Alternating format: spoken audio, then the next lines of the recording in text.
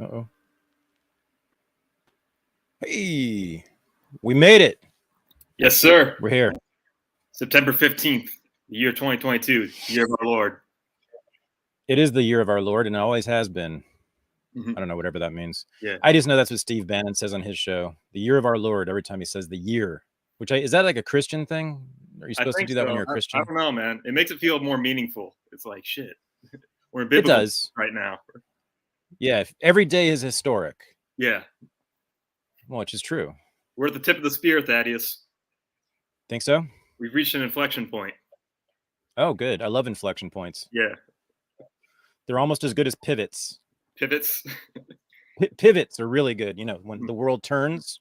Yeah. Love those. Yeah. Love pivots. All right. We might be, I mean, this might be a pivot, though. I mean it.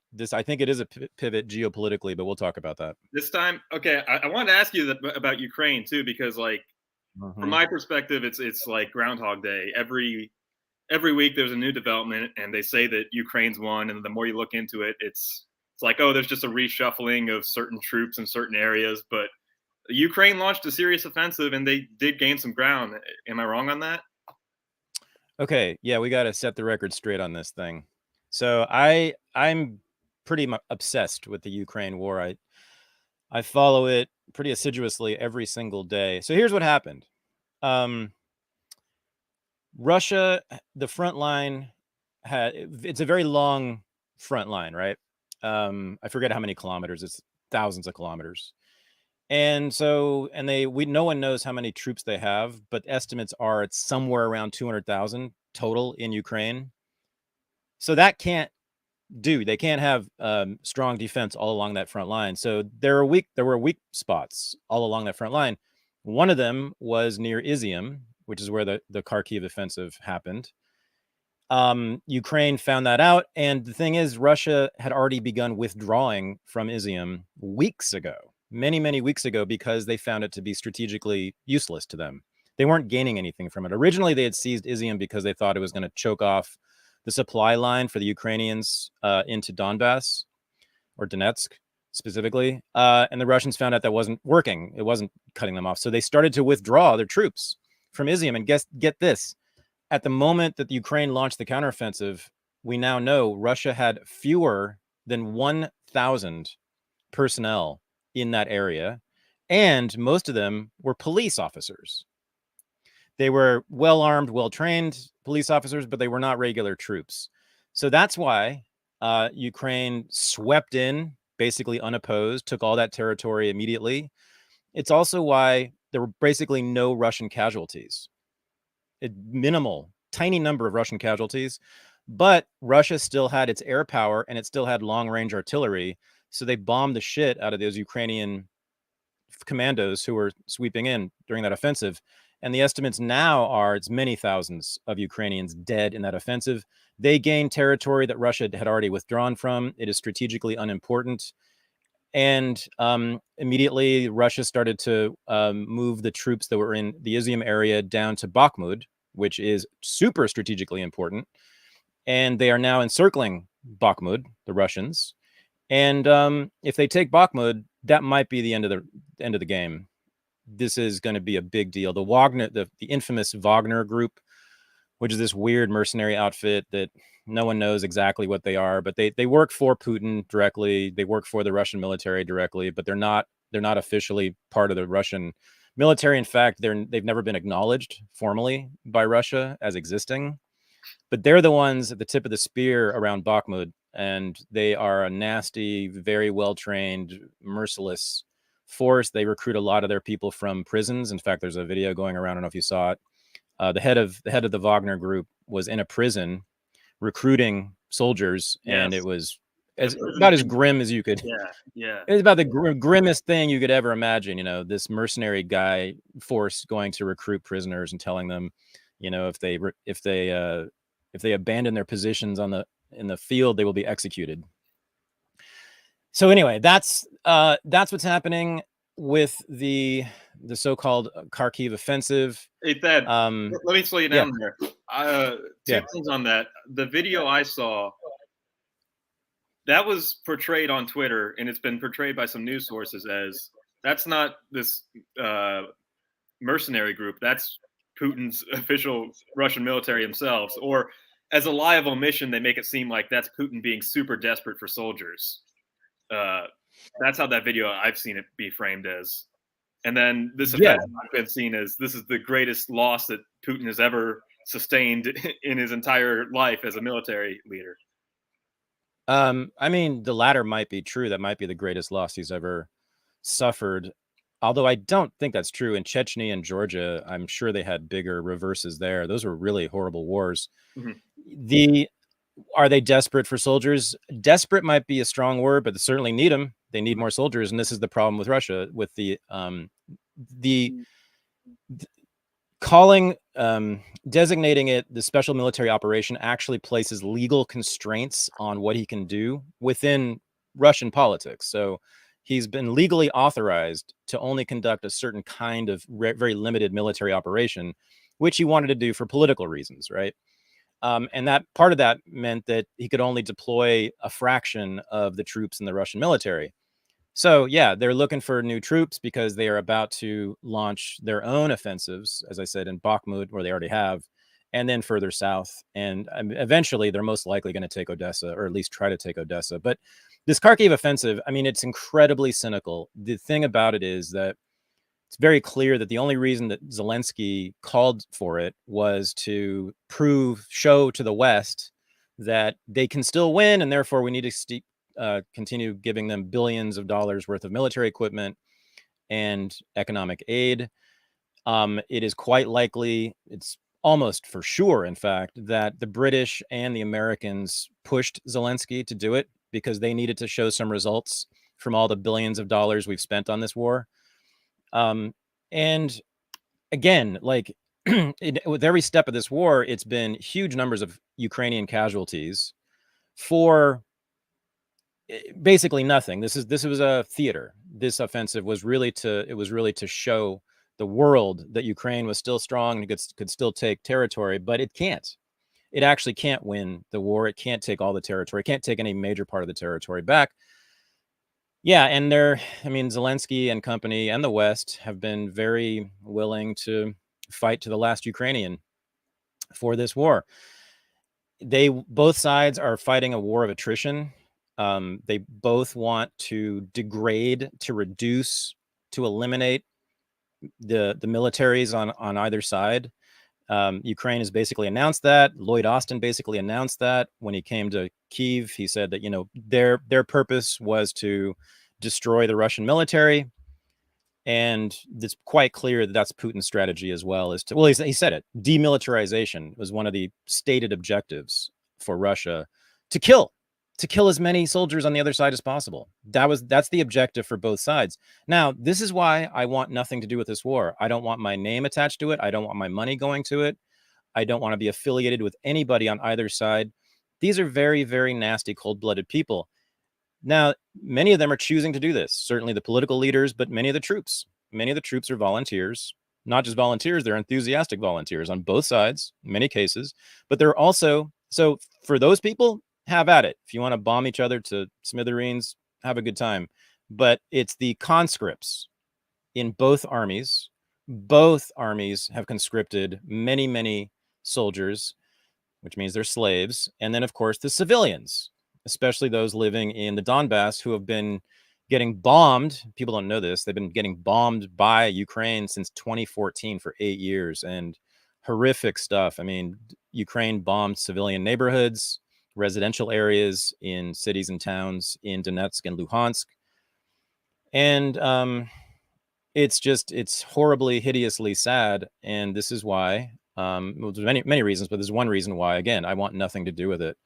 So the pouring money and weapons into Ukraine is simply increase the number of people who are going to die by just escalating the war and putting more weapons in the field. It's just increasing the casualty numbers, and it's gaining nothing other than that. So it's a despicable, disgusting war, and it's especially disgusting the way that the West and America and the Brits have essentially been conducting it. It's their war through the proxy of Zelensky and the Ukrainian government.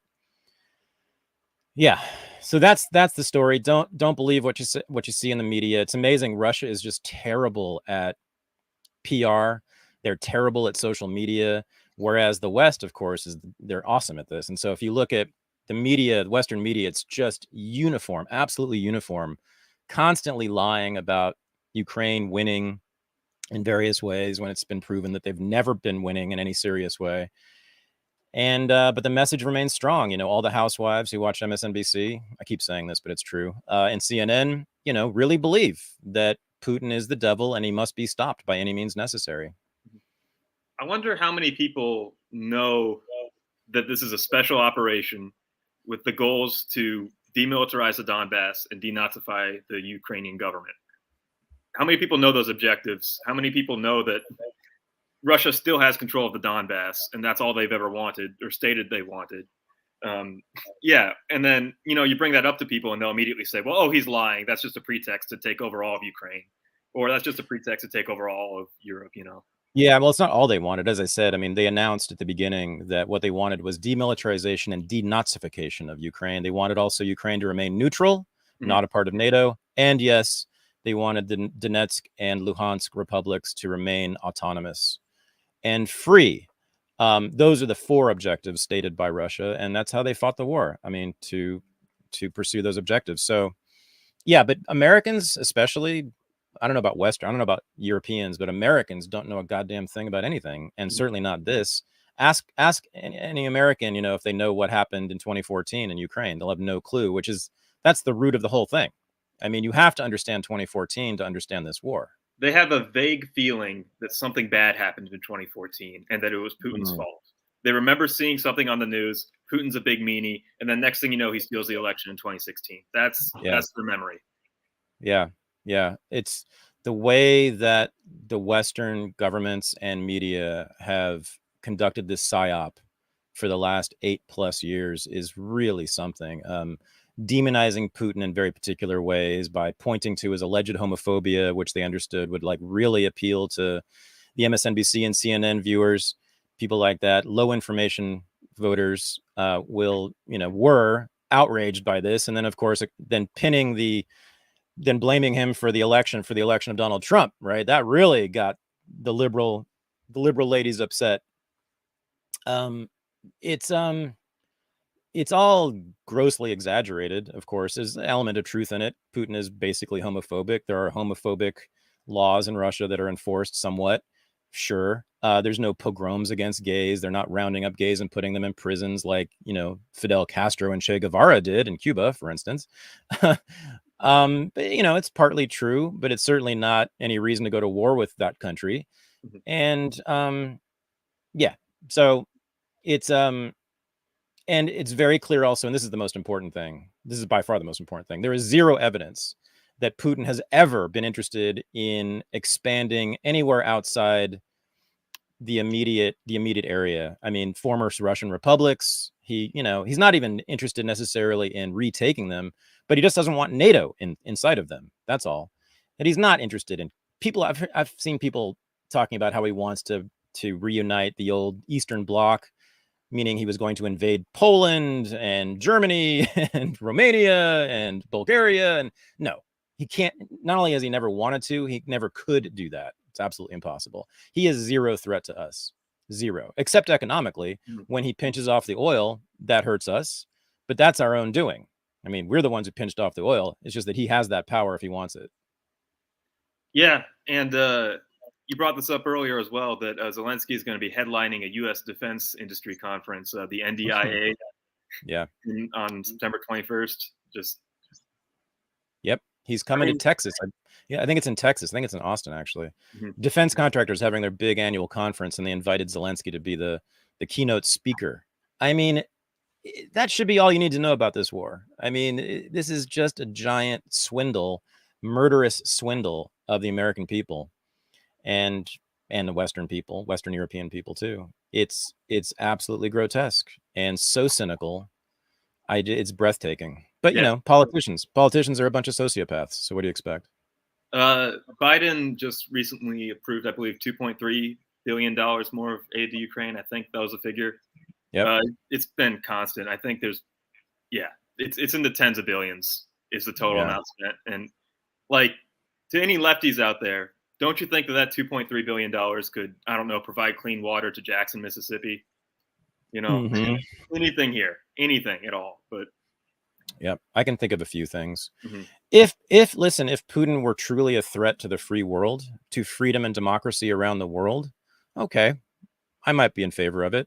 But he's not in any way, never has been. He's a zero threat. He constitutes no, I mean, this is what's amazing to me. Like, he constitutes as much threat to the United States as the Viet Cong did in the 1960s. I mean, he's not coming here. He can't come here. He's not even going to the rest of Europe. He's not interested. He just wants Russia to be strong and powerful and independent of the West. And you said that this offensive was basically a media ploy, essentially. Yeah. I think that's going to be the running theme throughout these stories today, is that Curtis Yarvin's thesis of power, and that everything is for the media. The media controls everything. The media actually holds the power. It seems like everything you see is everything that's literally done is done only for manipulating the media. Right. If you think that X is reality, but the media convinces everyone that, or most people, that Y is the reality, it doesn't matter that X is real. It doesn't matter. Y becomes the real, no matter how fictitious it is, Y becomes the new reality. It is a reality. And that's what the media can do. It creates realities for people. This is a postmodernist lesson, you know. The narrative, the discourse is what is real. What people think is what is real. That's how they organize their lives and their minds, and that's how they why they take action in the ways that they do, is what they think. And so it doesn't matter if they believe in something that the rest of us believe is fictitious. It may as well be real. It's as real as anything else. And that's what the media is doing. It's creating this whole discourse, this whole reality in which Putin is the devil and he must be stopped. Yeah, he's okay. I'll wait for it. But our next story, the big thing that's blowing up everybody, Ron DeSantis sent some migrants to Mar-a-Lago. Yeah. And it's literally only for cameras, right? Like, it's literally only to shove it in the faces of people that you guys are hypocrites. You can't accept people, you know. Greg Abbott started it like a month ago, sending them to DC and New York, and then Ducey in Arizona sent them as well. DC, New York, Chicago. And then all these mayors are sending them away to the suburbs where they have Republican mayors who have to deal with it, which is funny. But yeah, here's the homeless shelter, woman who runs the homeless shelter, saying that we can't deal with an influx of 50 people to Martha's Vineyard. I saw that. So, what are the most difficult challenges right now? The difficult challenges are we have, at some point in time, they have to move from here to somewhere else, right? We don't have the services to take care of 50 immigrants, and we certainly don't have housing. We're in a housing crisis as we are on this island, and so we can't house everyone here that lives here and works here. We don't have housing for 50 more people. So I didn't realize she runs a homeless shelter on Martha's Vineyard. So, yeah. I thought she was the mayor of Martha's Vineyard. I don't think so. I don't know. I was guessing. I don't know. I saw it framed. Yeah. I mean, first of all, Martha's Vineyard has a homeless shelter. What? Why? Why? I mean, it's one of the wealthiest and smallest places in the country. I can't believe that. And it's an island. I mean, how do you end up homeless on Martha's Vineyard unless you're flown there by a Republican governor? Yeah, it might be a mayor. The way it looked, I couldn't find any context on Twitter. The way that it was portrayed is that she ran a homeless shelter, saying that they in particular don't have 50 people. It might be a mayor or a city official speaking on behalf of the island, but yeah, that's the clip. Well, okay. You want my take on this? Yeah, go for it. Go for it. It is both brilliant and utterly cruel. Yeah. It is a masterstroke of political rhetoric, essentially. Media manipulation, public relations. Sure, he's he's absolutely showing up the Democrats in many, many ways by doing this and showing that their virtue signaling was hollow, that they don't really care about migrants, immigrants, any of that. But he is using human beings as pawns. And of course, I think it's ridiculous that we have a border in the first place, or that it's enforced, at least, that we stop people from crossing over that border, because we have what right given to us by whom or what? I don't get it. Why do I have the right to stop people from crossing that border as an American, which I do? We do. That's we get to do. We get to have that right. Yeah, it's just, you know, I mean, these are very poor people, very desperate people, obviously, and we're powerless, and they're being used as political pawns. And I find, to me, any migrant is heroic. Oh, not any migrant, but migrants in general are heroic. To do that takes tremendous courage. To undertake such a mission, I mean, especially when you're poor, to improve your life like that, is just, I think it's a great act of heroism, because it's people doing nearly the impossible to improve their lives. I mean, we should all cheer for that. So anyway, once they arrive here, if they get put on a plane and sent someplace they don't even know where they're going. Many of those migrants apparently didn't even know where they were going. That's not cute. I'm not amused by that. And I find I am less and less sympathetic to Ron DeSantis. I really loved him on COVID, of course, but he's done a few things recently that I don't like, and this is one of them. Yeah. Do you agree potentially that, all right, the United States federally controls the border? Think of this as a states' rights federal issue. The United States federal government controls the border. They're in charge of enforcing the border. It's not the Texas border. It's the United States border. They're the ones letting everybody in, potentially. Like this year, there's been 2 million people. That's the problem with this, is you don't know how many people are coming across because they're undocumented, but estimated over 2 million, and normally it's 1 million. So I'll take people's word at this, that there is a crisis and things are particularly bad since the Biden administration. But you have the people who vote for this policy live in places like Martha's Vineyard. The people who create these policies live in places like Martha's Vineyard. And they put this burden on the people of Texas, on the people of Arizona, on the people of Florida, that they themselves don't bear. And if they're going to act like the United States is a welcoming country, shouldn't they bear some responsibility for the tens of thousands of migrants they're letting in? Sure. I mean, the underlying political message I agree with that DeSantis is making here. Sure. I just don't like punishing very innocent people, or anybody really, to make that point. Yeah. You know, I mean, he could have also shot them to death, you know, in the streets. He could have made that point, you know, he could have made a point in many ways. Could have put him in prison. He could have just sent him, you know, off into the wilderness. I think this particular thing he did, where I think it's a little messed up that they overpromised what was going there. Like they sarcastically said, "Oh, you'll have jobs, you'll have money. These people will take care of you. They're nice. They love you there."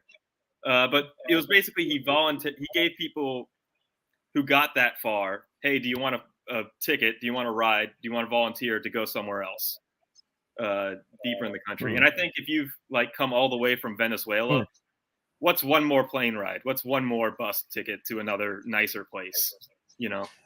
Oh, he took volunteers. These people volunteered to take this plane flight. For the most part, Greg Abbott, yeah, I think so. Everybody who has been sent there are volunteers. Yeah. Oh, well, that's a little different. I did not know that. I thought he was a little misleading about how nice the people in DC and New York are going to be, but yes, he was. Yeah. Right, because they're going to turn them right around too as soon as they get to Martha's Vineyard. It's going to be interesting to see what they do. What do we know what Muriel Bowser did in DC when Abbott sent those people there? She did declare a state of emergency. Yeah, I knew that. Lori Lightfoot bussed them to the suburbs and put them up in like Holiday Inns or in places. And then what though? Then what? Yeah. I mean, a lot of them got jobs. I mean, there's a lot of jobs for unskilled labor out there. That's true. That's been happening. That's true. So one of the things people don't know is that, yes, there have been more border crossings, I think, than ever under Biden. It's certainly a huge number and greater than under Trump, of course. That's for sure. But people don't know this. There have been more expulsions under Biden than under Trump and Obama. Mhm. The difference between there have been fewer deportations, although still a significant, large number of deportations, but a record number of expulsions. The difference is a deportation is when you take a person out of the interior of the country and send them back to their original country. An expulsion is turning them around at the border. That's what the Border Patrol does. They expel people. They just turn them around right there at the border. But 1.2 million, I think, people have been expelled under the Biden administration, which is a record. So, the Democrats have always been tough on immigration, which is one of the weird things about this whole issue. We know that Obama deported way more people than Trump did. He was the deporter in chief. Yet they're portrayed as being soft in immigration. Then, I wonder if this big increase in expulsions by Biden maybe was informed by the fact that Latinos are now voting more and more, not just for Republicans, but for MAGA Republicans. And so they're less useful politically. These politicians are all sociopaths. That's what it boils down to. I mean, that the way that they deal with immigration and migrants and those people as human beings on both parties, they're just sociopaths. They have no compassion. They don't even attempt empathy. And they will do just about anything to human beings to retain power. I don't know. Yeah. It's just, I'm just, I'm just sick of this. I'm sick of all these people. I'm sick of the politics in this country. I'm sick of the political parties. I'm bored of them. They're incompetent. They are inarticulate. They are unintelligent. They are hacks, and they hold all the power. And they just blunder their way around, damaging people's lives, getting them killed in Ukraine, destroying their lives when they're migrants in one way or another. Yeah, sorry, I'm just a little cynical today. Okay. Yeah, no, I'm cynical too. That's the thing. Somebody was asking me about this show, and it's like, hey, does the news ever get you down? And I'm like, I mean, I don't. All right. The constant spending of money from DC does get me down. Like, just the waterfall of money, indebting future generations forever, just being like the weapons in Ukraine. Even if Ukraine is an amazing thing and that we need to support them, even if that's the case, like, you're just flooding Eastern Europe with weapons that are going to be sold on the black market for conflicts for the next 100 years at least. Oh, yeah. Oh, on that point, I'm not sure if I've said this on this show, but the main weapon, one of the main weapons the West has been sending to Ukraine is surface-to-air missiles, weapons that can shoot down airplanes, right? We've been flooding Ukraine with weapons that can shoot down airplanes, and Ukraine has been known as being one of the most corrupt countries on earth. We know that organized crime is extremely powerful in Ukraine. We know there are a lot of shady people who work in the black market in Ukraine. So I am now officially quite nervous about ever getting in a plane in Europe, because I think that's going to happen. I think someone's going to shoot down a commercial airliner with an American-made weapon. Yeah. And I mean, when you've got that Azov battalion kill list out there on the public, like just on the public, yeah. Which, by the way, you and I could be on any day. I mean, they lots of Western media people, lots of journalists who are just critical of the West's participation in this war are on that list. I mean, people like John Mearsheimer, who's a professor of international relations, is on it. Alexander Dugin is on it. Alexander Dugin's daughter, Daria, was on it. And now her name is crossed off on it. It's vile. It's all vile. Douglas McGregor's on there. Yeah, right. Yeah. I'm sure a few friends of ours are on there. People have been on the show. I wouldn't be surprised at all. Scott Ritter will be on there eventually, I would think. I think he's on there already, I think. Yeah, he should be. I was going to say he should be. I mean, I mean, if you're going to be, if you're going to have a list. Well, no, I mean, if that list recognizes people who are good critics of the war, which I think they are, then he should be on it. Yeah. Yeah. Okay, so again, this is all a media play. This is all to just shove the hypocrisy in the Democrats' faces. There's a Ken Burns documentary coming out about the Holocaust, and it has some stuff. I think it's from what I've heard, it's got some of the stuff that you were saying, and that how outrageous is it that FDR didn't accept any Jewish refugees. Like some of that stuff is finally coming out in that documentary. But CNN had the producers on of that documentary, and this was the comment that they wanted to make about it today. We woke up to the news this morning that Governor Ron DeSantis of Florida sent 2 plane loads of migrants to Martha's Vineyard off the coast of Massachusetts, including kids and whatnot. And I'm not saying this is not a one-for-one. This is not a parallel here in any way. But it does address some of the same themes that are part of this documentary.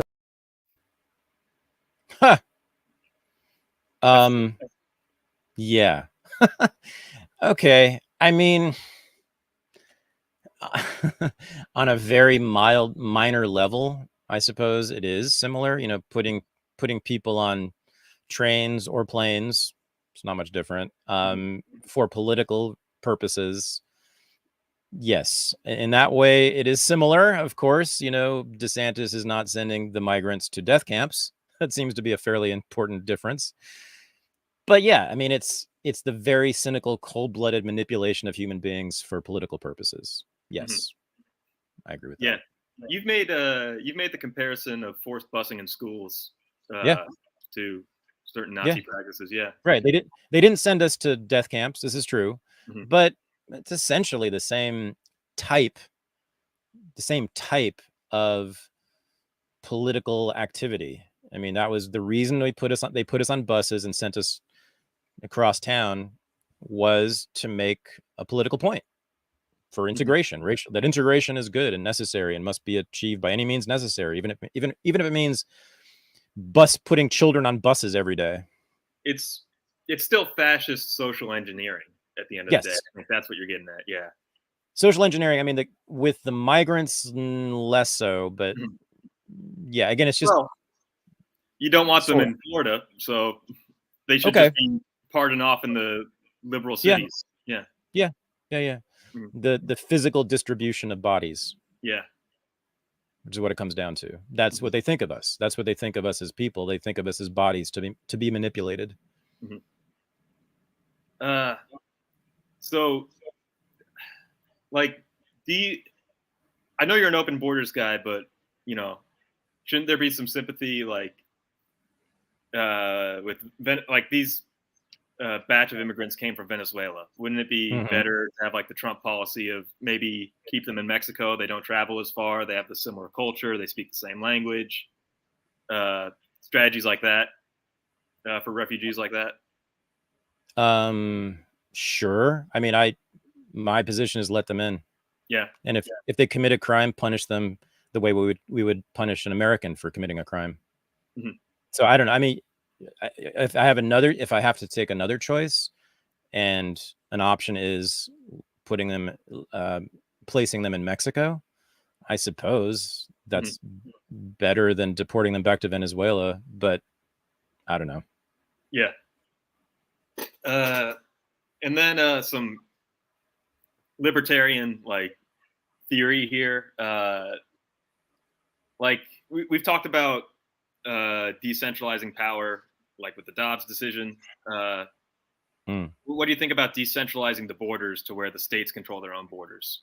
Yes, all for it. Totally. Yeah. Decentralization is always a good thing. And if that were to happen, I don't know, how many border states do we have? It's many, whatever it is. Then migrants would have a choice, of where to cross or not cross. And that's what we want. We want everyone to have as many choices as possible. And this also gives the states choices. If the state wants to close themselves off to immigration, that's fine. It's not my choice, but I'm all for them having that right to do that. And so you can have states that have zero immigration. You can have states that are open borders, and migrants can choose where to go. And also Americans can choose where to live. If you'd rather live in a state that has no immigrants in it, have at it. I mean, your state's going to suck really soon. I mean, imagine that. Imagine if we truly stopped immigration and actually expelled all the immigrants. We do have a labor shortage right now, which is why I think that this hasn't been too much of a crisis. Is we do have a labor shortage. Yeah, I mean, but of course, every good thing in this country basically has been created by either immigrants or black people who were coerced immigrants. So, yeah, I mean, the whole anti-immigration thing is stupid. Yeah. It's just stupid. Okay. And possibly racist, but definitely stupid. I do want to give a shout out to like the American First foreign policy prescription to all this immigration stuff is like, I saw some Nazis in the 80s criticizing Ronald Reagan's foreign policy. This was on public TV. It was an old public TV show where they brought on Nazis to just yell at them. And they're like, who's the real racist here? We want them to live in their countries and be happy. Look what Ronald Reagan has done to Nicaragua and Ecuador. And, you know, these places have not been destroyed. And this refugee crisis didn't come out of nowhere. We want them to be happy in their own country. We want to stop sending our military there. Yeah. I mean, is that sort of like an old right critique of globalism, right? Yes. Yeah. In this case, the very hard old right, Nazis. Yeah, the old right before Vietnam, before the 1960s, between the 1920s and 50s, there was a right wing in this country that included a huge portion of the Republican Party, but also included people like the Nazis who were opposed to U.S. foreign policy and globalism and interventionism and what we call American imperialism. Taft Republicans, Robert Taft, the senator from Ohio, was kind of the leader of that movement. And, you know, the Nazis, the tiny little fledgling Nazi party at that point had similar ideas. The reason that racists have and by the way, Taft Republicans were not racist, but racists, but real racists, real segregationists going all the way back to the 1890s have opposed American foreign policy or American imperialism. Think about why a racist would be opposed to imperialism.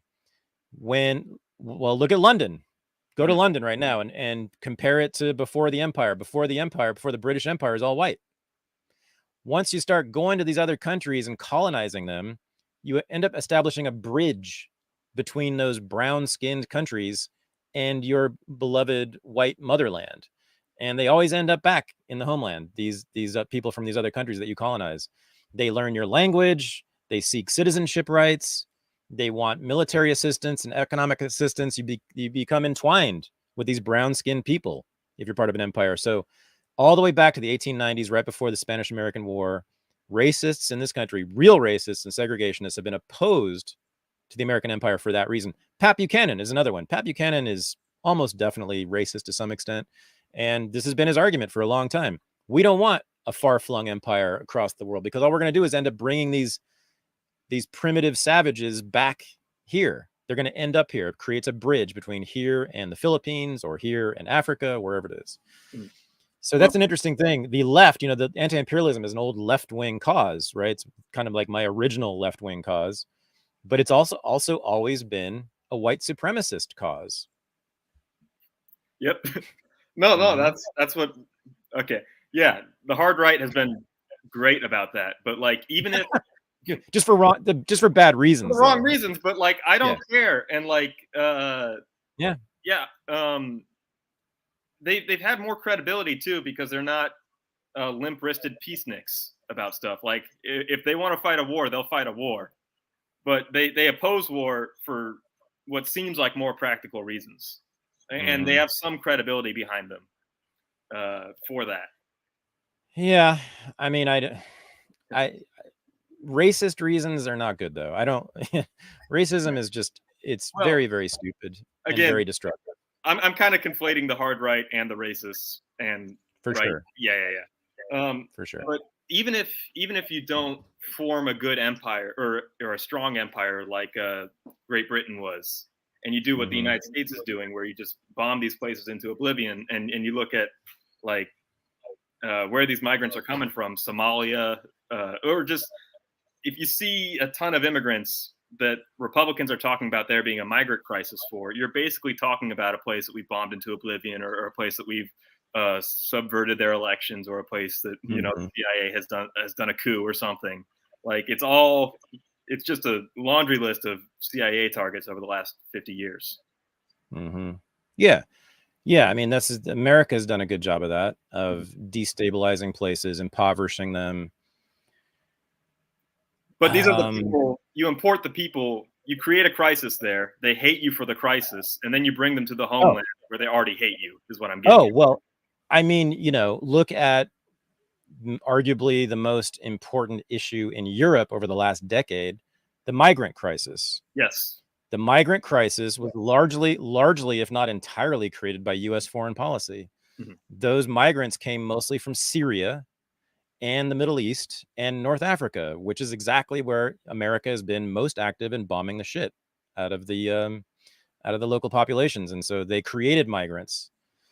The U.S. foreign policy created the hard right in Europe. It created the nationalist populist movement in Europe because of that, because the nationalist populist movement in Europe was absolutely formed in response to the migrants crossing over in large numbers.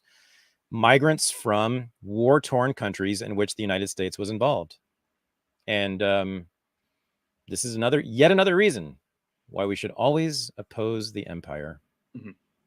It's weird, like, about optimism for the future and whatnot. Like, for the past decade, it's always been like this. Everybody I talk to on the street is against the wars, is against American foreign policy. You can talk them into it. The Ukraine thing has been a diversion because we don't really feel like we're actually fighting a war. We just feel like Putin's the bad guy and we're super rich, so we're helping out. But in general, they've been anti-war and they've been anti-corporate welfare. Everybody, just on the ground. And yet those are the two most ensconced things in DC that I don't see any solution for. Americans in war. I mean, that's an interesting history. It's again and again and again, I always have to remind people that more than half of American adults read at less than a 6th grade level, which means they are functionally illiterate. They do not read books or articles about foreign policy or about countries around the world. They know nothing about politics. They know next to nothing about the world outside America. They don't know about war. They don't know, anything they need to make informed decisions about foreign policy. That's the bad news. The good news is that has often meant a reluctance to go to war because they don't see a reason to send their son to some country they've never heard of to fight and die. But they are also easily manipulated because they're ignorant. Ignorance can cut both ways. It can cause people to be isolationist, and it can also cause people to be jingoist war hawks.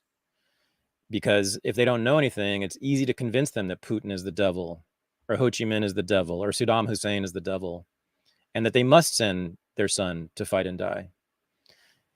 So and it's interesting if you think the people who have invented these wars in American history, all the way back to the Civil War, and especially the imperial wars, the overseas wars, every single one of those was dreamed up by a professor, by an intellectual, people who sit around looking at maps all day long, reading books about the histories of these countries and the politics of these countries. They're experts on world politics. These are super knowledgeable people. They have been the biggest war hawks of all. And so I don't know what to do about that. I don't know if I should tell people to not read and not be knowledgeable or to gain more information about the world. I don't know, because it's often when they gain more information about the world, they want to go to war. This is what happens, right? I mean, think about the people who know stuff about world geography, world politics. They often are pretty militaristic and bellicose. Yeah. That's Lucifer is the enlightened one, the light bringer. He's, that's why the devil's always smart, is because he becomes smart, he reads, and then he becomes in love with his own creations, and he with a little bit of knowledge comes pride, and it's always Dunning-Kruger. You always think that you know everything before you ever start acting. Where is this about Lucifer? Oh, like the Illuminati, like they're Lucifer worshippers. Like he's the light bringer. Yeah. Okay. I could go back to Paradise Lost with that. But yeah, like Lucifer, like, yeah, culturally he's the light bringer. And there's a little bit of parallels with Prometheus culturally, like Prometheus brought fire, so some of that is culturally entwined with the devil as well. But yeah. Yeah, that's right on. That's exactly right. The more you know, the more dangerous you are. Yeah. I mean, you can't invade a country if you don't know it exists. You know, and most Americans, I mean, they're truly unaware of most countries. I mean, people never underestimate the ignorance of Americans about foreign affairs. They don't know most of the countries on Earth. They've never heard of them, much less where they are. They don't know where they are. So yeah, let's keep Americans ignorant, and we won't have any more wars. Yeah, that's what's so funny is like when people call Putin stupid or people call America's enemies stupid, like you don't have to worry about stupid people at all. Like if somebody's stupid or if somebody calls Trump stupid, which he might be, but like then he's not a threat, you know? You only have to worry about the smart ones. Although, what if they're politicians with a lot of power? But like they'll fall on their ass if they're like stupid. the current president and vice president. Clearly not the brightest bulbs. And that worries me because again, they're easily manipulable. And I think that the Joint Chiefs of Staff probably are running foreign policy, and Tony Blinken, of course, but you know, that little cabal is running foreign policy. So they're completely unaccountable. At least Biden, I mean, the president, I mean, we do technically get to vote for the guy, so he's somewhat accountable, has to worry a little bit about the voters. But Secretary of State, Department of Defense, those people don't care. They can do whatever they want. Well, this was the Michael Malice point, is you want your enemy to look stupid. So that's why he supported Biden. And, you know, would you rather have Biden in there, or would you rather have a Woodrow Wilson, an FDR, or an Obama who actually knows what they're doing and can execute a plan? Totally. No, Malice is right about that. Yeah. No, you definitely prefer them to the ideologues, and especially the imperialist ideologues like Wilson and Roosevelt. Oh yeah, those are by far the most dangerous people. By far. So we were just at this perfect point where I could transition it to the new domestic war on terror. But the anniversary of 9/11 just happened. And politicians, I don't have any clips for it, but you can look up the quotes yourself. Steve Bannon played a montage of it. But Democrats are full bore. January 6th was an insurrection. They're using the memory of 9/11 to talk about new modern threats within our own borders to democracy.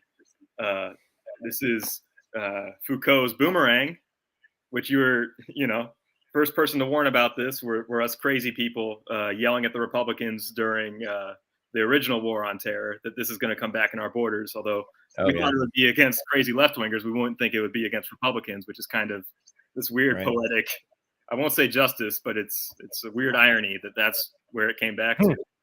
Interesting. Hadn't thought of that. Yeah, I was staring at the screen watching all these Democrats on the news shows comparing January 6th to 9/11. And I just couldn't believe it. I mean, I still can't believe. I can't believe they have the hubris, I guess it is. Or, I mean, do they really believe this? This is what I want to know. Well, here's what I'm thinking. I mean, I think that they are so insulated that like these people have never shopped at a grocery store, right? So these people they hate middle America and they don't know what middle America thinks. And middle America has one relative. Everybody in middle America has one relative who worked in an office building just like the World Trade Center or the World Trade Center itself and knows somebody who died or can imagine their family member dying like that. And so 3,000 Americans died that day. It really hurts middle America. And they signed up to fight those wars that DC sent them off to. But they don't know that, you know. DC doesn't feel that necessarily. The way I see this is like Kamala Harris, January 6, 2021, made a speech where she literally said, "A day that will live in infamy. Pearl Harbor, 9/11, January 6th. They're all premeditated government pretexts to go into premeditated government plans. Right. And premeditated government repression. Yeah. Which is what it is. That's what they're doing against MAGA, is just political repression. I mean, it's third world type political repression. We have political prisoners. Recent guest on our show, Brandon Caserta, was a political prisoner for 1.5 years because he was framed by the FBI as a domestic terrorist for allegedly attempting to kidnap the governor of Michigan, which was never happened. It was the FBI's idea to do that. We know the FBI mobbed up January 6th completely. We know that there are agent provocateurs in the crowd encouraging people to go into the Capitol. We know that only one person died on that day because of the violence, and that was Ashley Babbitt, who was shot to death by a Capitol police officer. Mhm. There were no guns. There were no guns. No weapons found. No, do we need to keep talking about this? There were no weapons found. So what now? The other thing, but maybe the most important thing though about January 6th for me is that what if it had been a Black Lives Matter protest and during the Trump administration? Well, yeah, whatever. That happened. And yeah, well, no, but they stormed the Capitol. I mean, the White House. Yeah. They right. The White House gate during Trump during the Floyd protests. Yeah. Right. But I mean, what if it had been exactly the same thing? There had been exactly the same thing on the Capitol on January 6th, but it was Black Lives Matter people doing it. This would go down like with a March on Washington. This would be like one of the greatest events, most heroic events in American history. Those would be heroes. Ashley Babbitt would be, a martyr. There would be monuments to her all over the country. But a lot of people on the left would celebrate it as a very Jeffersonian moment, right? Jefferson talked about rising up against tyrants. Mm-hmm. Talked about the right of the people to rise up against tyrants, and he said that a rebellion is a good thing. The Congress, the Capitol building, is not sacred. It is a government institution. Think about the history of that building and what has come out of that building. Slavery, segregation, Japanese internment, wars and wars and wars and wars and wars, death and destruction for more than 200 years. That's what that building represents to me. It represents to me the most powerful and possibly one of the most malicious governments in the history of the world. I don't care if they burn it down. I don't care at all. I have no feelings for that building or what it represents or the institution contained in it. I used to work in that building. I was an intern for the Associated Press, and I used to work in the Capitol building. I don't care at all. And but the left, if it were just reversed, if it were other people doing exactly the same thing, they would love this and they would celebrate it. The hypocrisy is disgusting, but again, it just speaks to their cynicism and lack of care for human beings. Mm-hmm. The hypocrisy is something that the Republicans have gotten smart to, in that they've stopped even trying to point out that they're hypocrites anymore. That's the new dangerous side of the Republicans, is that they want to use the Saul Alinsky tactics themselves, and they want to fight and control the narrative. Yeah. That's funny. Yeah. They said that? Have they been explicit about that? They have, yeah. Really? A lot of them. That's a lot of the neo-reactionary is you'll see this on Twitter a lot. Imagine if the shoe was on the other foot, or imagine if the roles were reversed. That's the battle cry of an impotent Republican, Right. So. Yeah, I guess right now I'm just, in a way, all I care about is whether the MAGA Republicans will abolish the First Amendment, whether they will seek prosecution of people for saying particular things. Mm-hmm. Because they've demonstrated a willingness to punish people for speaking things they don't like to hear. And because I'm one of those people, so yeah. I'm really truly worried that if they take Congress and the presidency, which they might not, but if they were, they want to make the social media companies into public utilities. They want Twitter and Facebook and Instagram to be public utilities controlled by the federal government. Now, if MAGA Republicans control the federal government and the federal government controls Twitter, what do you think will happen to me? And you, and many of us? What will happen to Twitter? What will happen to the First Amendment and speech in this country? I'm nervous about that. Yeah, I think I just think Twitter is so deeply ensconced in the DNC already that they'll destroy the offices before that happens. Like they'll burn the whole thing down before Twitter becomes federal MAGA. I don't see that happening. Okay. Or like they'll be okay with it because it's run by the deep state, the eternal bureaucrats who they were already in bed with. Right. Yeah. Well, also they want to increase. Tom Cotton just said we have. He just said on Twitter a few days ago that we don't have an over incarceration problem. He says we have an under incarceration problem. They want to put more people in prison. More people, more than the 2.3 million already in prison. That's also very scary to me when they take power. I love their critiques of American foreign policy and the empire. I love their critiques of Democratic Party and liberalism in general. I think they're usually right about that stuff. But boy, oh boy, on immigration and speech, they're very scary. Mm-hmm. That's what's as somebody who's followed politics, and crime too. They're also very, very scary. Again, they're right about a lot of this stuff. Yes, crime has risen. We do need at the moment, unfortunately, we do need cops to stop people from committing crimes now more than they are. Yes, they're right about all that stuff. But if they want to incarcerate more people, here's the worst thing maybe about MAGA. They never once mention legalizing drugs. I am so furious about this. They talk about the cartels every day, all the time. They're obsessed with the cartels, the evil of the cartels, and they're right about that. But they never say we should legalize drugs, which would eliminate the cartels. That would take the power away from the cartels immediately. And we would have none of these problems anymore because the cartels exist because drugs are illegal and therefore very expensive. And therefore, there's a lot of money to be made for the bad people who choose to enter that black market. It's that simple. And MAGA is deaf, dumb, and blind to that, even though they hang out with libertarians. Why isn't Blake Masters, Peter Thiel's boy, J.D. Vance, Peter Thiel's boy? Why aren't they saying this? They're not even mentioning, as far as I know, the legalization of drugs. That is the answer. Tens of thousands of people in Mexico have died because we have made drugs illegal. That's the reason they have died in that drug war. The reason the cartels exist, the worst people on earth, the worst organizations on earth exist because we made drugs illegal.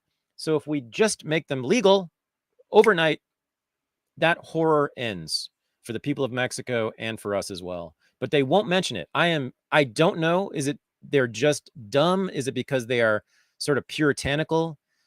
Is it, I don't know what it is, but it's a cultural thing. I'm pretty sure it's they still see drugs equals crime equals, I would never do that.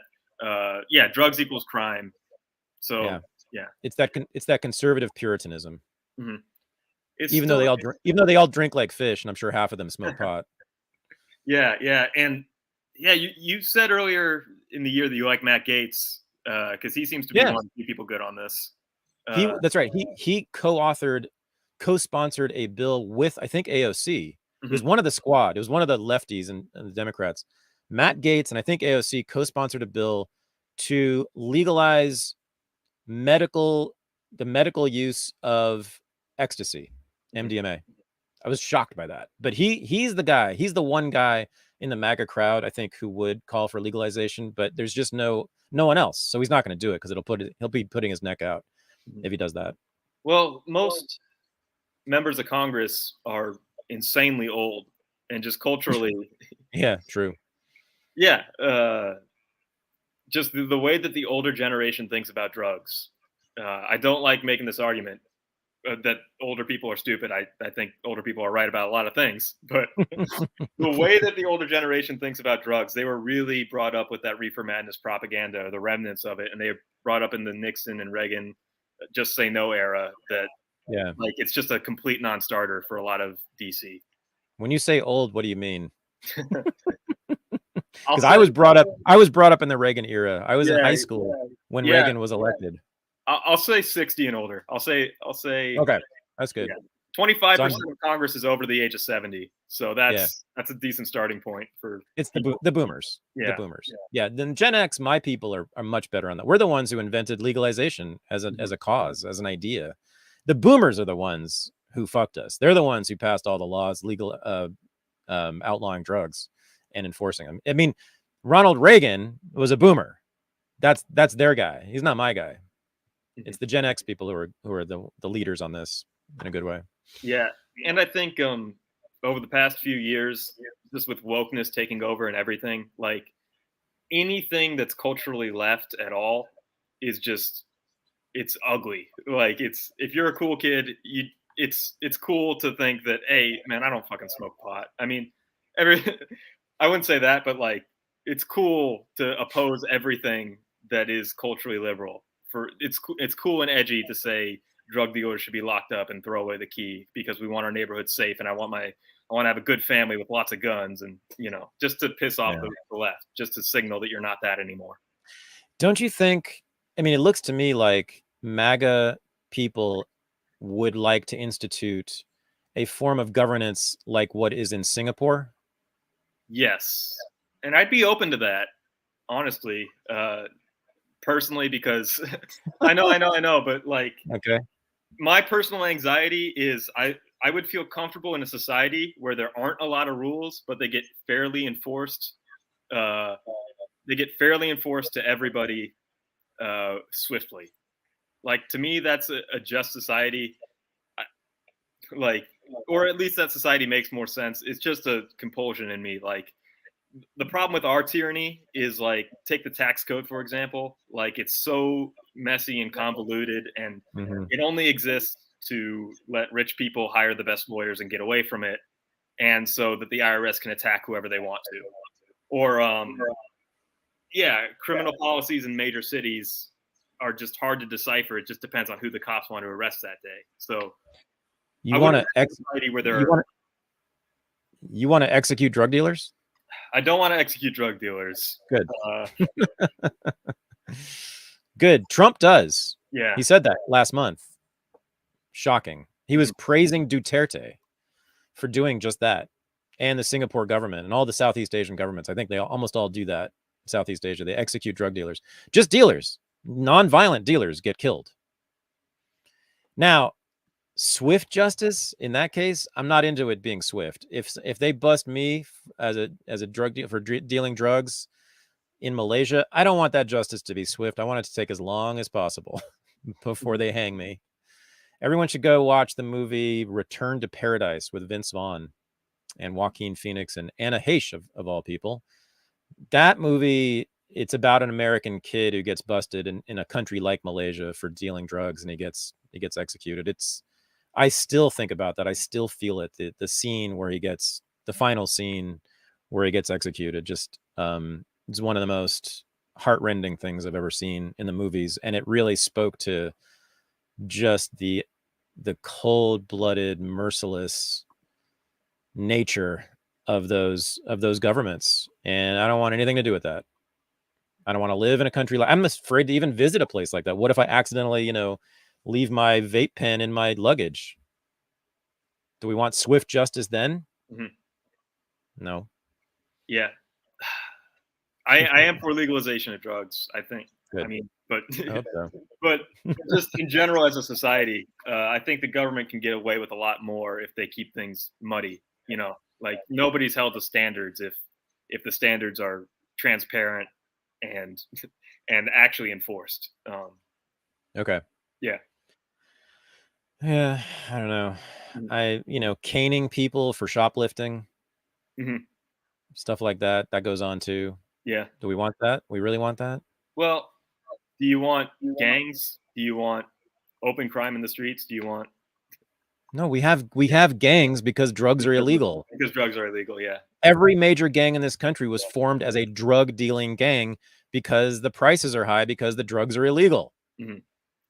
They get to charge a lot of money for the drugs. That's why people go into this horrible business, because the drugs are illegal.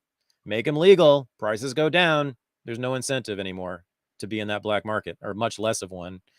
There is no black market, and so there are no bad people doing it anymore. Yeah, it's so simple. The FBI estimates that 50% of all prisoners in the United States currently committed a crime that was drug related, like stealing money to support a coke habit. Okay. For instance. So if we legalize drugs, that tells me we would reduce the prison population by about half. Yeah. That's a big deal. I don't see how people just don't, like, when you learn about prohibition in this country and you learn how that works, I don't see how that's the end of the conversation. Like, I don't see how we don't have an about face about that again. I know. Yeah. It's just so plain. It's so plain. And I thought we had won this battle a while ago. You know, when weed became legalized, essentially, I thought, oh, good. The powders are next. Thank God. We're going to legalize coke and heroin and ecstasy, all of them, which we should. You know, and I got one friend in prison doing 5 years, Dan, for distribution of marijuana, and then another friend who's probably going to go to prison for many years for distribution of ecstasy. That's just horrific. He could do 5 years for distributing a drug that I think everyone should take. Everyone should take ecstasy at least once, and I mean that. Mm-hmm. It's a wonderful drug. It's mind-opening in the best ways. It spurs what politicians do not have, which is compassion. It's a wonder, but yeah, we're still putting people in prison for those drugs that are just good. And even heroin and cocaine. Carl Hart and Gabor Mate have shown that those drugs are way less addictive than we believe, way less damaging and harmful. We all know people who did heroin and cocaine at some point, and guess what? They don't do it anymore.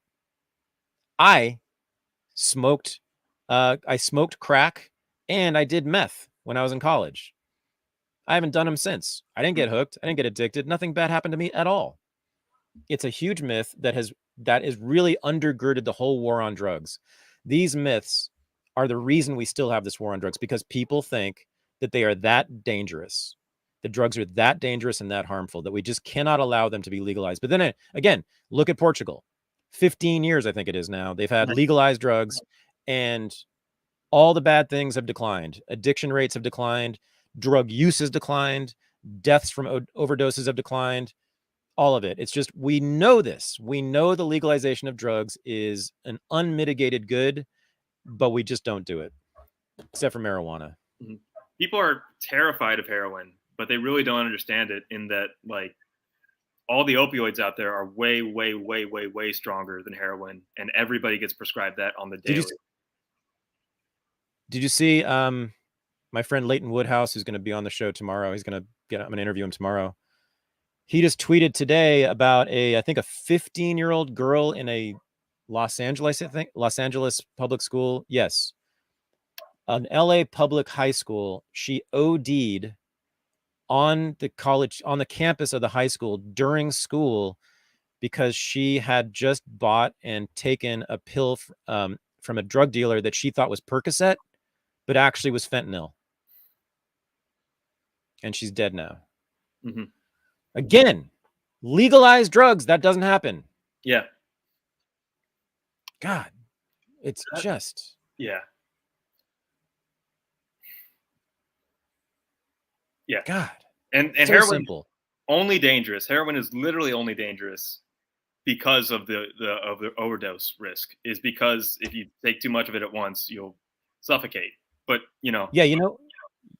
Right. You know what? Legal, you can dose it out, you know. Heroin doesn't kill unless you're very stupid with it. Yeah. But you know what does kill, Michael? You know what does kill? Puritanism. It's killed hundreds of thousands of people and incarcerated millions. Puritanism, this idea that drugs are evil. That is the reason we have the war on drugs. That is why we have this world war against the people who use drugs.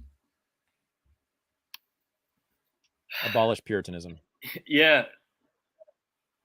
I don't get it though. Everybody drinks. That's the crazy part, is everybody drinks. And like when I was growing up, when I was 18 and I was looking at all the drugs that were available to me, I'm like, alcohol is the most dangerous. It can kill you. It can be addictive.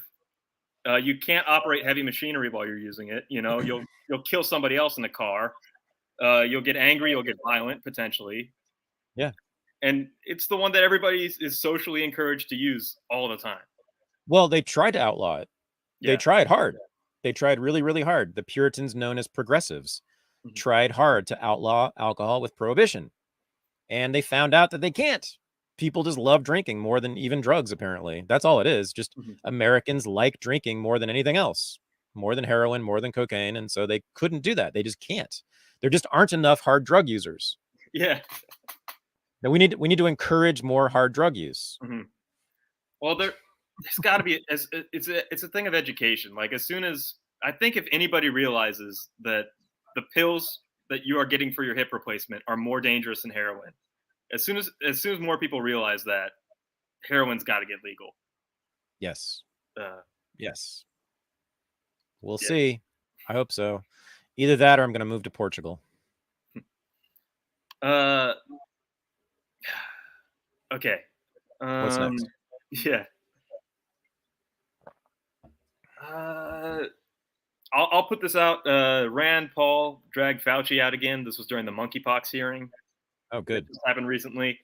He got grilled again, and he kind of just had to retreat. But here's a brief clip of it. Immunology. Any of the guidelines for vaccines? Do any of the guidelines for vaccines from the government include previous infection as something to base your decision making on with vaccines? Do any of the guidelines involve previous infection? That's why you're ignoring previous infection, because it doesn't involve any of the guidelines. And furthermore, we've been asking you, and you refuse to answer, whether anybody on the vaccine committees gets royalties from the pharmaceutical companies. I asked you last time, and what was your response? We don't have to tell you. Right. We've demanded them through Freedom of Information Act, and what have you said? We're not going to tell you. But I tell you this, when we get in charge, we're going to change the rules, and you will have to divulge where you get your royalties from what companies, and if anybody in the committee has a conflict of interest, we're going to learn about it. I promise you that. Mr. Chair, can I respond to that, please? May. Okay, there are two aspects for what you said. You keep saying you approve, you do this, you do that. The committees that give the approval are FDA through their advisory committee. The committees that recommend are CDC through their advisory committee. And you keep saying, I'm the one that's approving a vaccine based on certain data. So I don't really understand, with all due respect, Senator. You're the one that said you would not reveal what companies gave you royalties or what company gave the other scientists royalties. Gotta move That's on. what you told the committee. Senator Paul, Sir, you gotta move on. Could I please answer that? Briefly, You yes. keep asking committees. They're not my committees. They're the VRPAC committee for the FDA and the ACIP for the CDC. So I don't have any idea what goes on And they with won't reveal, as well as you won't reveal. Well, I mean, I don't know. How are those decisions made? Doesn't Fauci have something to do with the decisions? Doesn't he have some say over what gets approved? He's the most powerful bureaucrat in the health. He's the most powerful health bureaucrat. If anybody's responsible, it's got to be him. But what Rand is saying also is just, it doesn't even matter. He just wants to know, whoever makes the decision, he wants to know if they're getting royalties from the pharma companies. Yeah. That's all. Which, don't we all want to know that? Yeah. Don't we all, I mean, come on. I mean, don't we know that Fauci's been taking money from the pharmaceutical companies? Yeah. Over the year, over the decades? Definitely in his career. Yeah. The specific point Rand is getting at is, do you get specific royalties from these government contracts, I think? Or do you, are you still on the dole right now? Right. Is there a current conflict of interest? Yeah. Well, answer the question, Tony. Yeah. Well, Why we don't can't we have answer that to. question? Yeah. When you dragged him back out, he said, we don't have to. Our job is completely independent of that. But in January, he will have to, assuming the Republicans take the House, which I think they will. There will be House committees that will have subpoena power. And they will force Fauci and company to testify under threat of, what's it called? When you lie to Congress. Forgot the name. Anyway, that they will have that. Perjury. They will have that power. Perjury, under threat of perjury, right? So, no, it's all going to change in January, Tony. This is why he's retired, but he still can be pulled before the Senate, even in January, even if he's retired. Mm-hmm.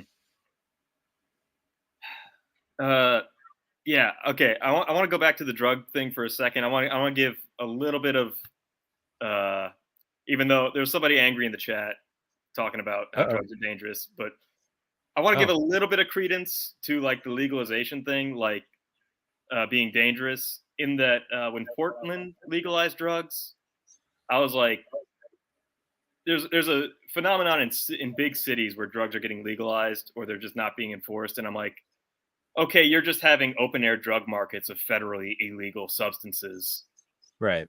making your streets way more dangerous. Right. Is what it turns out to be in practice. Right.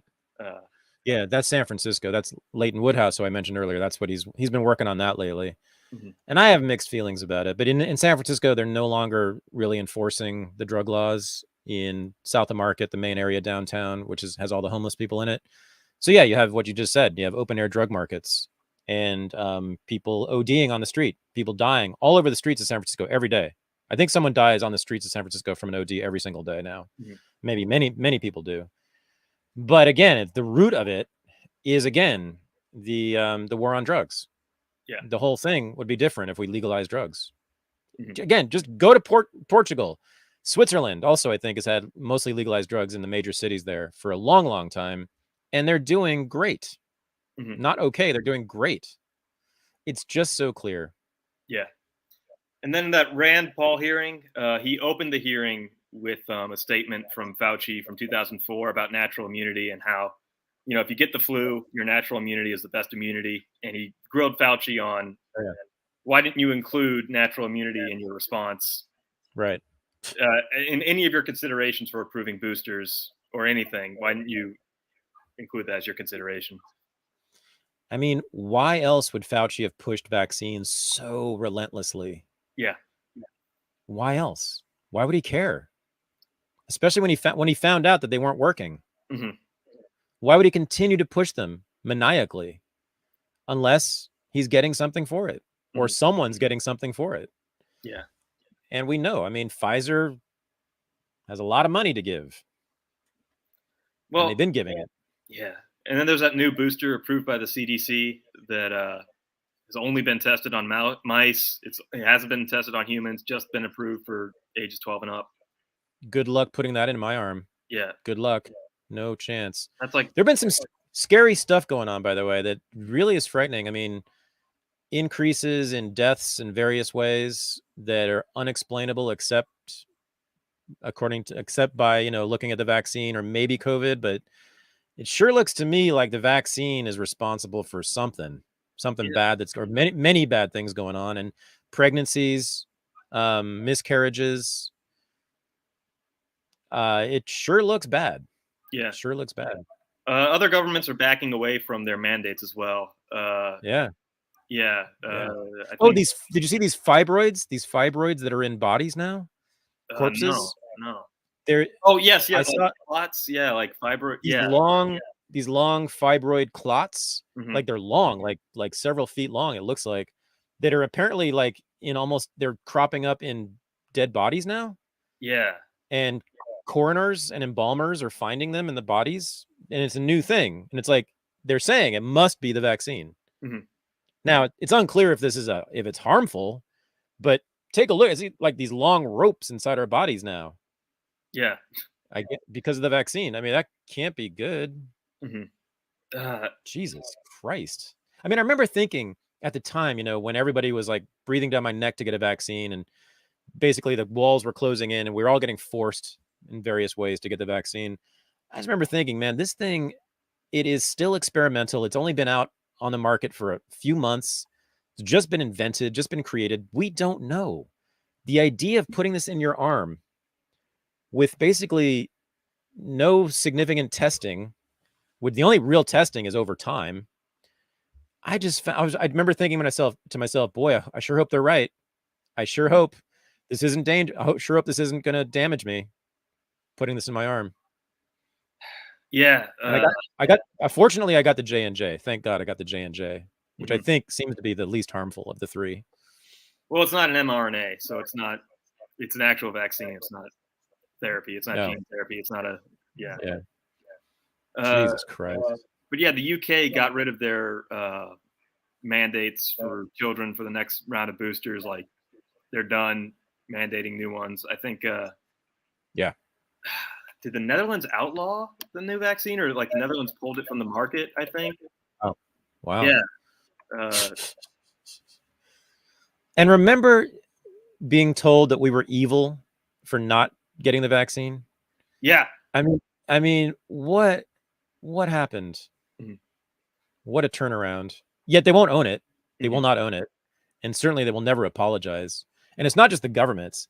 It's all these fucking Americans around me telling me I was evil for not getting and selfish for not getting the vaccine. And now I'm like, you still want to say that? Who's the dumb one? Yeah. Well, I guess I am selfish in that I'm making my own decisions for my own health with my own interests in them. That's the one thing about egoism that I'll hold on to is like, how dare you? Yeah, I'm a self-reference point of one. If there's anything I have authority over, it's this. That takes a lot of nerve, Weimer. Yeah, it's to advance your own interests. That's really evil. Uh-huh. Oh, and that's the Puritanism thing is like you can't admit that. Everybody does it, but you can't admit it. It is Puritanism. That's exactly what it is. Puritanism is pure selflessness. You're supposed to always be exhibiting pure selflessness. You're never supposed to be self-interested. That is Puritanism 101. Yep. The left is the puritanical party. Yeah. And then what you say about Freud, if you repress the selflessness, they become the most selfish. Everything, right. The entire world has to adjust to their anxieties all the time. That's right. Yeah. That's exactly right. Yep. And yeah, for the person who rage quit in the chat over drugs, it's not that we don't think drugs are dangerous. We think drugs are dangerous. We think guns are dangerous. We think most things that are fun and good in life are dangerous, and we should have the freedom to choose danger. Right. Hammers are dangerous. Yeah. Power tools are dangerous, super dangerous. Cars are super dangerous. Having a pool in your backyard is super dangerous. You know how many toddlers drown, how many pets drown, how many super dangerous. Yeah. Oh, you know what else is dangerous? Ideas. Yeah. Ideas are really, really dangerous. That might be the most dangerous thing of all. Killed more people than anything. Ideas. Mm-hmm. Should they be legal? See, now what makes you think that they should be legal? Ideas? Yeah. If they're the most dangerous thing in the world, and we want to, and our government is supposed to provide a safe society, it's supposed to do anything for our safety, should they ban the most dangerous thing in the world? Well, they've tried recently. Yeah. That's exactly what they did with COVID and the vaccines. Mm-hmm. They banned ideas because they were dangerous. That's what they said. Now they're banning ideas about the Ukraine war. Yeah. Because they're dangerous. People get kicked off of YouTube for saying things about the Ukraine war because those ideas are dangerous. But no, I'm not for that. I'm not for. I want everything to be legal. I'm asking why. Everything. Why is like out of everything? I think you think ideas are the thing that should be the most legal. Like what?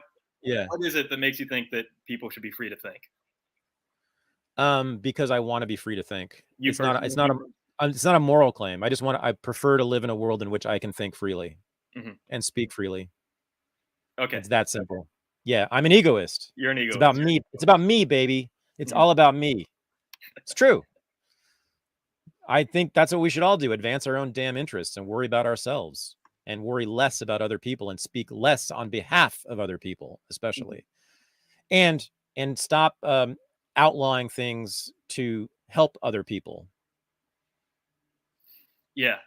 I'm going to play the clip real quick from a Senate candidate talking about how he wants to make the MAGA ideology. He wants to, quote, kill and confront the MAGA ideology. This is where they're going with banning ideas as well.